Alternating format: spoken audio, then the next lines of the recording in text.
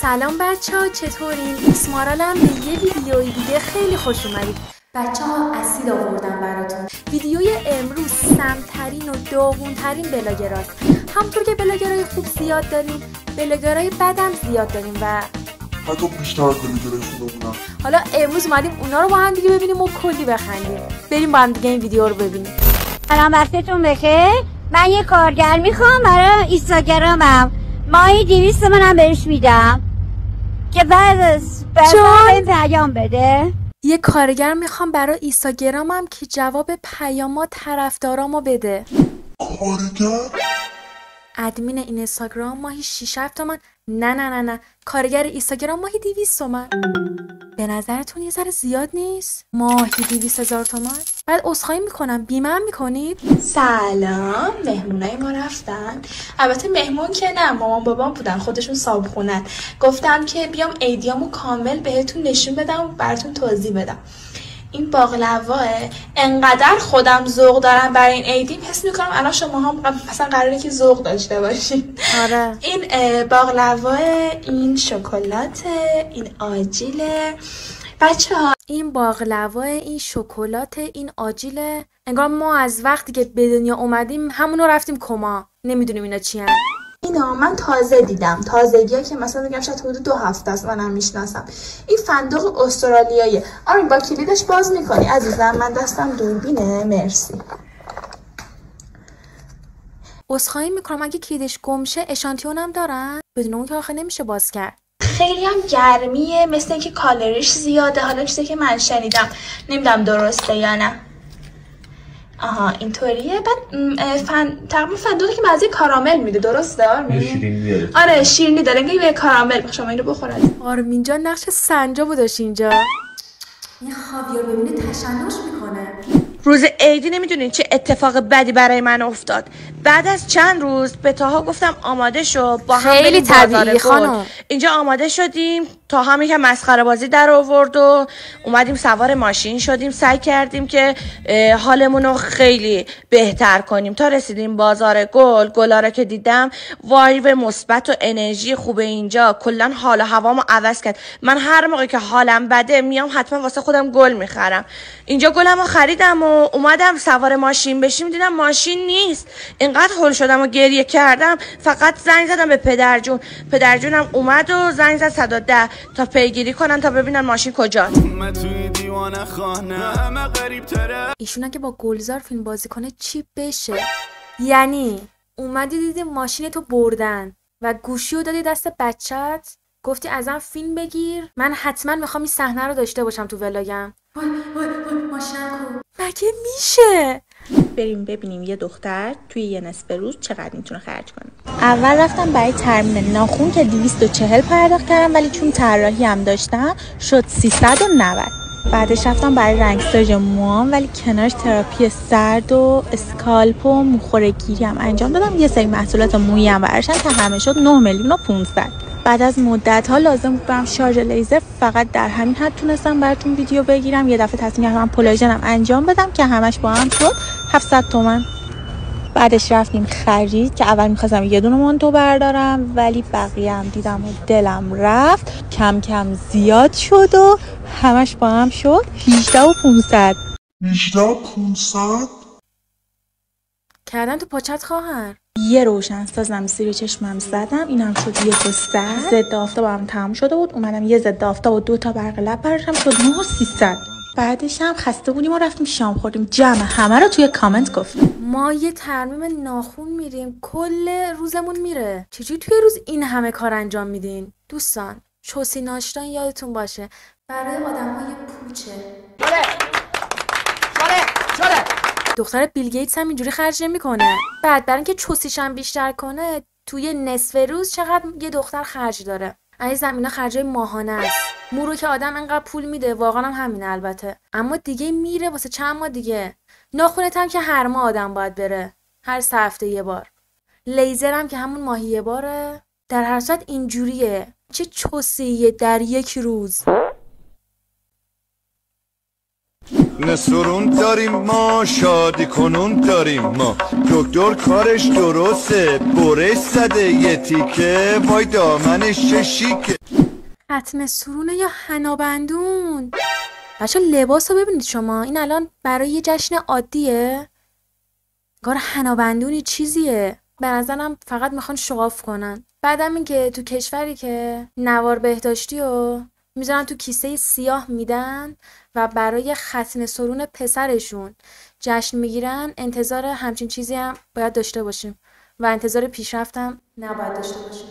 بالاخره به آرزوم رسیدم. بریم بهتون بگم من چه آرزویی داشتم. همیشه دلم میخواست بریم بهشت زهرا. الان آماده شدیم، یه اسنپ زدیم چون ما همیشه تهران میایم ماشینمون رو بیرون نمیبریم، همیشه هم اسنپ میگیریم چون به صرفه تره. اینجا ورودی بهشت زهراست که یه خانم مسن بهمون حلوا تعارف کرد. اینجا هم قطعه هنرمندانه. همیشه آرزو داشتم واقعا بیام سر آرامگاه بازیگرا و نگاه کنین تو رو خدا خسرو شکیبایی، ارشا اقدسی، همه اصلا یه حال خیلی خوبی من بهم دست داد. همه بازیگرای تن، دوبلگرا، بازیکنای فوتبال. دوبلگرا، دوبلور. فکر کنید آرزوش اینه که بره بهشت زهرا. بلگرا واقعا که نمیدونن چی درست کنن. این کفشایی که خراب شده و فاقد استفاده هستن رو چیکار میکنی؟ میندازی دور؟ بیا اینجا تا بهت بگم با اینا میشه چیکار کرد. جوراب ساق بلندتون رو برمیداریم، کفش رو میذاریم داخلش و تا جایی که جا داره میکشیمش. یه حالت این شکلی پیدا میکنه. شما جایی که پاشنه داره یه کوچولو برش میزنید که راحت پاشنتون در واقع شما یه همچین شکلی رو باید درست کنید. چسبای حرارتی رو میندازید روی جورابتون. این همه داره زحمت میکشه، امیدوارم چیز قشنگی از آب در بیاد. اختیار خودتون. من اینجا گذاشتم. تو میکنید. این جلوی کار رو هر مدلی که دوست داشتیم میتونین دیزاین کنید. این نتیجه. خب حالا میریم میندازیمش دور. این فاقد استفادهش قابل استفاده تر از بعدشه. یعنی این هزینه ای کرد، این وقت که گذاشت پول نگین و نمیدونم چسب و جوراب و اینا 10 ساعتم خودش داشت اونا رو میچسبون، میرفت کفش نو میخرد انقدر نمیافتاد.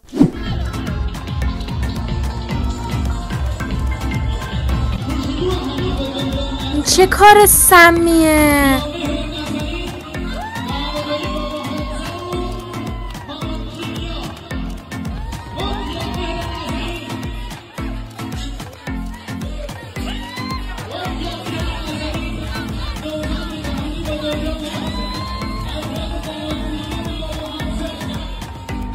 حالا یه جوریه کیامر اشاره نمی‌کرد، می‌کنیم بچه تو سرشه. به ما چه؟ به مهمونا چه؟ واقعا چرا فکر کرد الان تو اون مراسم همه منتظر این بودن که بدونن اسم بچه شما چیه؟ واقعا چرا؟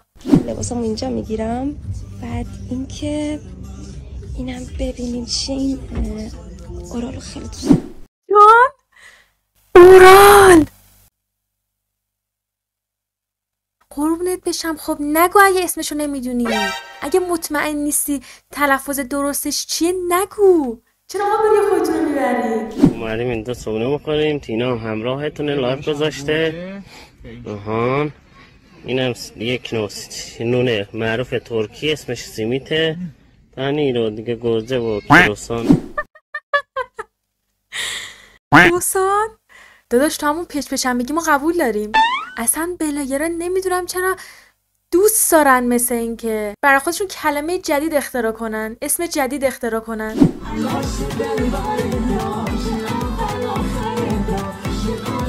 فکر نمی کردم یه روز سید علی الگوی مردم کشورم بشه.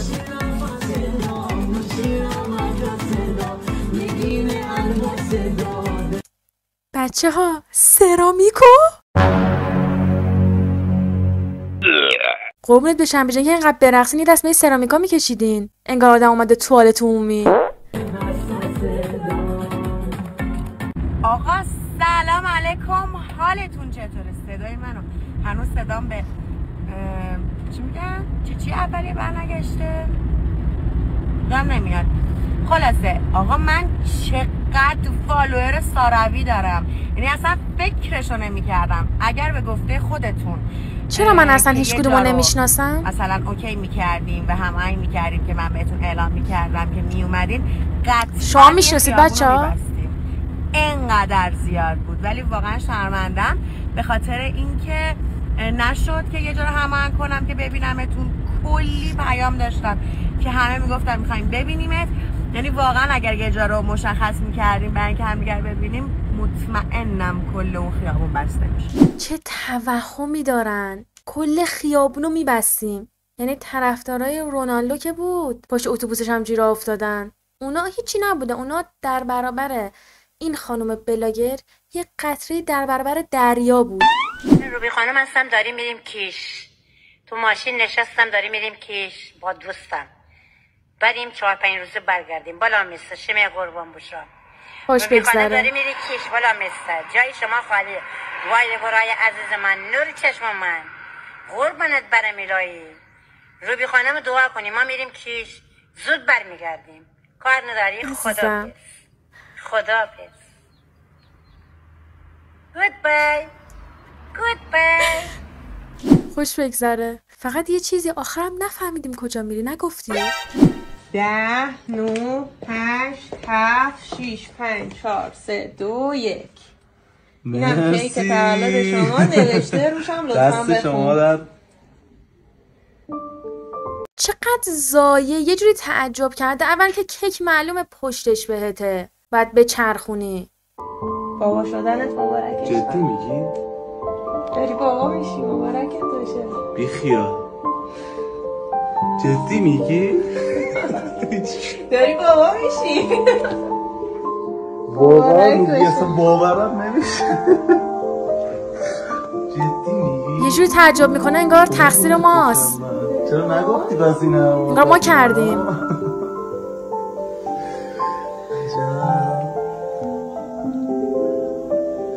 بابا دارم میشم. این چیه؟ باورم نمیشه اصلا. یه جوری تعجب کرد و باورم نمیشه. جدی میگی؟ انگار واقعا لکلکا بچه‌ها رو میارن. اصلا نمیفهمم بچه‌ها. اینکه خبر بارداریو میدن به شوهراشون، به همسرشون، یه جوری تعجب میکنن انگار نمیدونن چی کار کردن. از اونجا که شغل و درآمد زندگی ما کارمندی و حقوق بگیر نیست و درآمد و شغلمون آزاده، با از همین اول چقدر زشت. شغل ما کارمندی و حقوق بگیر نیست، درآمدمون آزاده. خیلی زشته. این پولی که هر ماه دستمون میاد، اولین کار خرید ماهانه خونمون است. از اونجایی که شرایط دخل و خرج این روزها به هم نمیخوره، با یه برنامه ریزی دقیق میتونی هزینه ها رو مدیریت کنی. اولویت اول خرید من گوشت و مرغه و بعد حبوبات، و خدا رو شکر پدرم زمین کشاورزی داره که برنج رو نمیخریم. مقدار گوشت مصرفی برای خانواده 3 نفره معمولاً 2 کیلو در ماه هست که هر وعده به 250 گرم تقسیم میشه و 2 کیلو گوشت به 8 وعده در ماه کافیه. اگر شما هم دوست دارین با یه برنامه‌ریزی دقیق هزینه ها رو مدیریت کنی و در کنار اون پسنداز هم داشته باشی، همین الان وارد پیجم شو و تو استوریا کنارم. چقدر جذابه واقعا بسته‌بندی گوشت و مرغ رو ببینی. من توی هتلم اومدیم خونه، دارم برای خودم، رفتیم اونجا بازار انبه خریدیم. مادر سم اولو بگم، دومو دیگه خودش ترکون.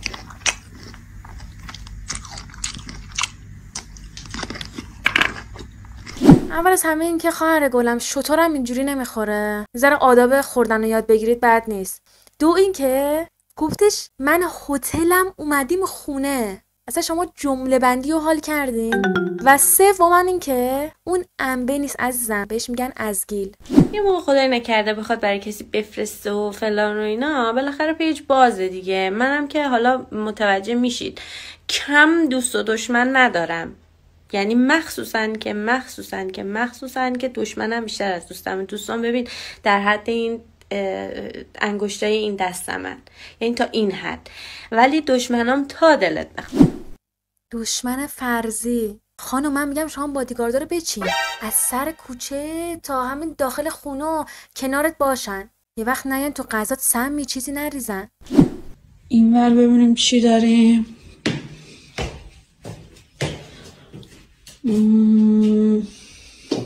وای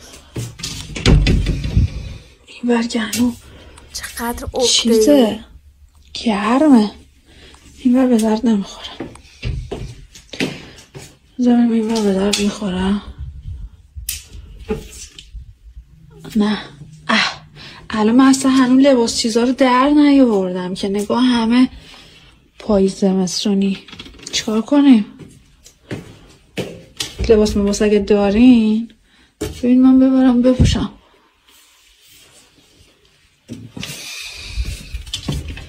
باید پیرن بپوشی، اونجا باد بزنه زیر لباس قشنگ خونک.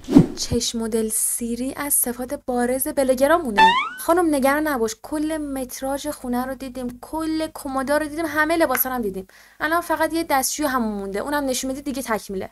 من اصلا با این موضوع که مثل من ویدیو میگیری، مثل من عکس میگیرید، ویدیو درست میکنید، ادیت میکنید، مثل من لباس میپوشید، مو رنگ میکنید فلان، اصلا با این موضوع که حتی مثل من عکس میگیری، اکتات تو ویدیو هم مثل منه، مشکلی ندارم واقعا. ولی با این که فکر میکنی صاحب سبک تویی مشکل دارم، چون عزیزم صاحب سبک من دارم خیلی چیزا رو واسه تو همسال تو ترند میکنم. من نباشم تو حتی نمیتونی یه تولید محتوای ساده کنی. خب پس یادت نره صاحب سبک منم، اسکی تویی. مایکل جکسون خدا بیامرز ادعا نداشت که صاحب سبکیه. دقیقا صاحب چه سبکی هستی شما؟ اولین نفری که داب اسمش گرفت رقصید، با آهنگ خوند. استایل گرون میخوای؟ کرمو کنار آبی انتخاب کن. من اگر یه جای شیک و خاص دعوت بشم قطعاً آبی و کرم رو با هم استفاده میکنم. این میشه یه استایل اکسپنسیو. قشنگ ترکیبی از معلم دینی و عربی و پرورشی. بچه ما یه معلم دینی داشتیم، تیپش واقعا کپی ایشون بود. این تیپ فقط به درد مولودی اقدس خانوم میخوره. خب بچه به آخر این ویدیو رسیدیم. مرسی که ویدیو رو کامل دیدید. اگه ویدیو رو دوست داشتین برام بنویسین که پارت 2 براتون بگیرم. دوستتون دارم. تا ویدیوی دیگه هم میبینم.